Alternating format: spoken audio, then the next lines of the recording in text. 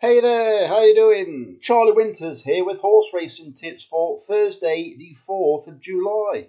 Well, two winners, two big price winners. I can't remember what prices they were, but they were decent prices.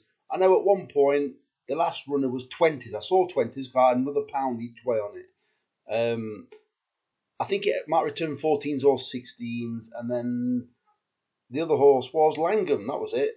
Should never have been 9 to 1. I'll tell you that now. I did say I thought it was a good price at 9 to 1. Returned 11 to 2, and that was the kind of price I thought it was going to be. And I did think that if it got an easy lead, which I didn't think it would do, if it got an easy lead, it would be difficult to peg back.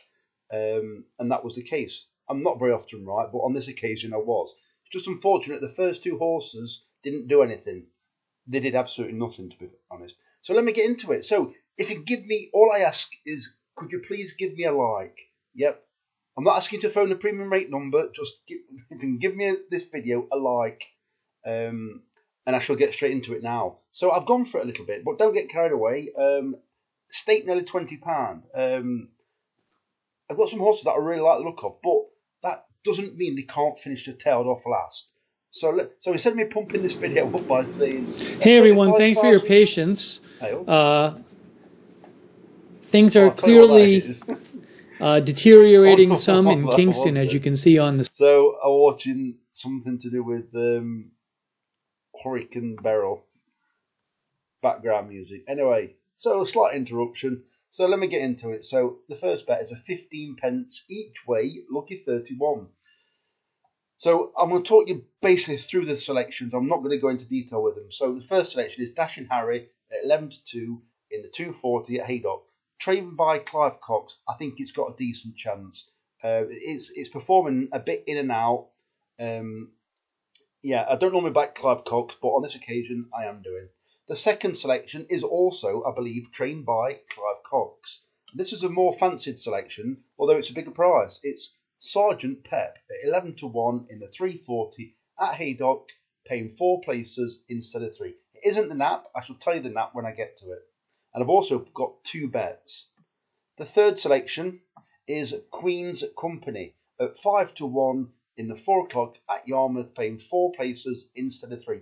This horse is ready to win. It's weighted to win. It is not the nap, but it is the next best. I fancy this strongly. Dylan Hogan is the man.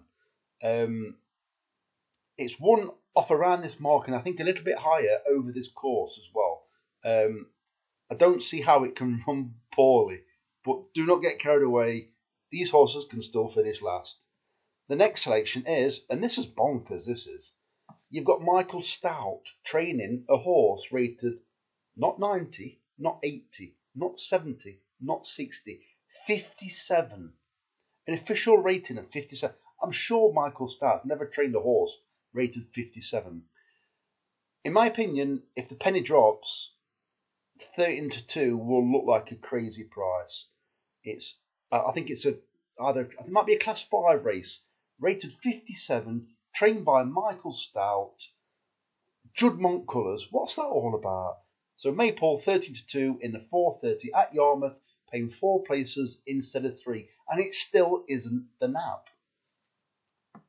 And the biggest price of the day is Seattle Time at 14 to 1 in the 5 o'clock at Yarmouth, paying 4 places instead of 3. And this selection is a nap of the day. I'm going to show you why, because I do believe it's ran well recently, and the last few runs have been basically just to sharpen it up, and I shall explain why.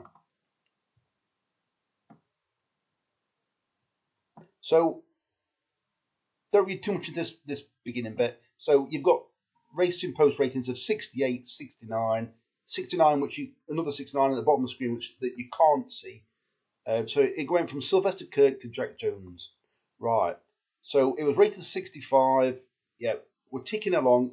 Forget all this. Let's wait till it gets to the turf. This turf run was on the 20th of April. Right. How frustrated would you be if you'd have backed at this date? 11 to 4 favourite. Look at this. Took keen hold, midfield, repeatedly short of room 2 out, short of room 1 out, some headway inside 110 yards, no impression. Right, that tells me that it was like an unlucky loser in my bet. All right, beaten 10 lengths, but it was looking for room for the last 2 furlong. Anyway, put a line through it because that isn't the piece of form I'm looking at. So the next race is course and distance, and maybe even ground. Yarmouth, over a mile, first time Hod, Duchess. In rear, switch left, over 3 out, steady headway from over 3 out, briefly led, edge left, no match for winner. The winner did win well, and it was a horse on the upgrade, right? So after that, the horse that's in form, rated 59. Tomorrow, it's off 55. So a £4 drop, right? And this is the reason why. Yarmouth dropped back a furlong, back to 7 furlongs. I tend to go for these horses for this reason. Look at this. Tuck keen hold, prominent, not clear run, 2 out, weakened. In my opinion, this was like a blowout, a lung opener. Like, it doesn't normally help to force the pace or run like that. So, yeah, it weakened. So then it went on ground, in my opinion, that it doesn't want, because even just out the shot at the bottom, it never used to race on fast ground, and it was running okay. So this, you can put a line through it, because once again, they changed the riding style. Tuck keen hold, prominent, weakened over 1 out. This horse, I believe, when it comes under pressure, it tends to hang a little bit, right? Why could it hang? Could there be something wrong with it? Is it? I don't know if they can even do that, but is it swallowing its tongue? You know, that kind of thing, where when they come under pressure or it struggles to breathe. So tomorrow it's got the headgear on still, and I think if they can switch this horse off towards the rear, it's got every chance. But guess what?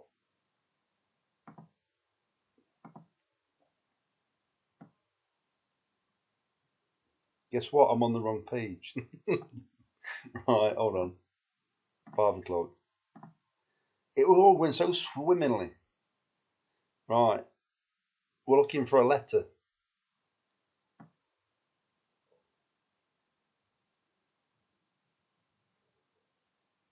And there's your letter. If you can't see it, it's HT1.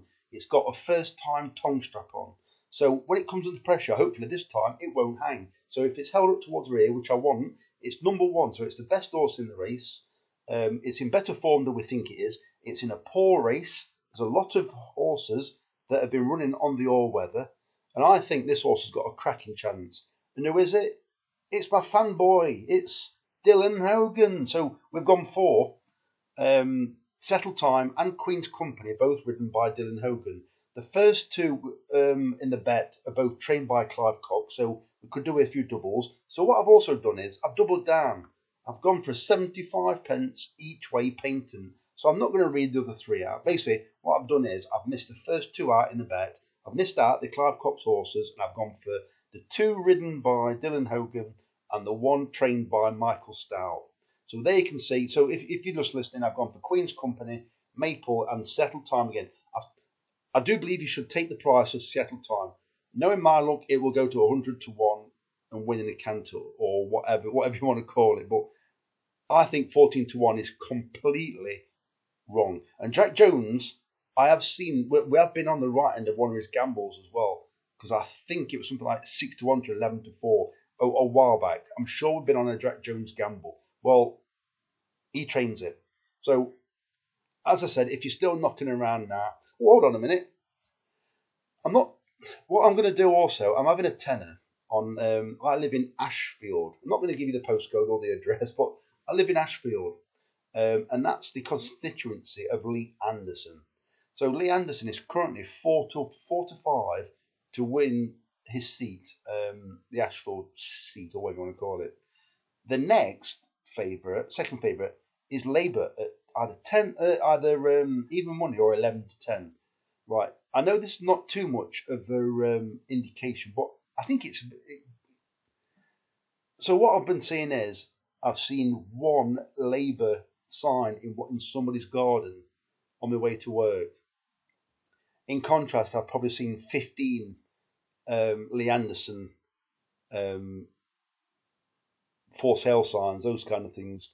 You know what I mean? And then the alternative is I've seen probably about half a dozen Jason Zadrozny signs. He's the independent, which I would expect him to probably come second to Lee Anderson, Jason Zadrozny is 8-1, and for me, he is the danger to Lee Anderson. But my tip would be, I'm probably going to chuck a tenner, maybe a maximum 15, because we've had a bit of a profitable day. Not to that extent. I've already gone crazy as it is, but I'm probably going to chuck 15 quid on Lee Anderson at 4-5 to win the Ashfield constituency, because I don't vote. I'm no interest in it. I'm not politically minded, but there does seem to be a sway towards reform.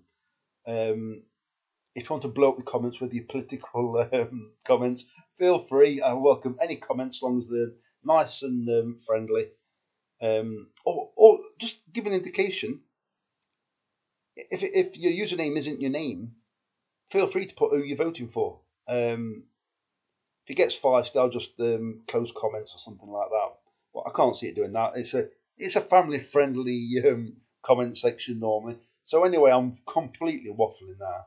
So if you give me a like or a subscribe, I really appreciate it. So the very best of luck. Charlie Winters, over and out. Cheers, mate.